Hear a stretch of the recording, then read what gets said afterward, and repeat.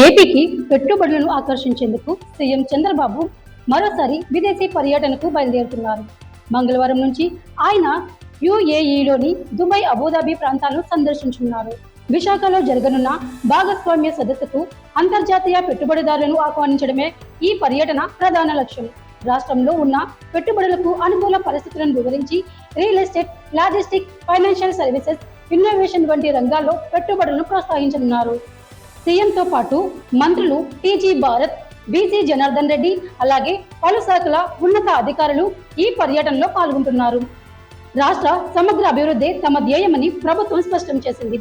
ఇప్పటికే Singapore, Davos పర్యటనలో పెట్టుబడిదారులతో చర్చలు జరిపిన చంద్రబాబు ఇప్పుడు యుఏఈలో కూడా పెట్టుబడులు వేట కొనసాగిస్తున్నారు. మరోవైపు మంత్రి నారా లోకేష్ ఆస్ట్రేలియాలో రాష్ట్రానికి పెట్టుబడులను ఆహ్వానించే ప్రయత్నాలు చేస్తున్న విషయం తెలిసిందే.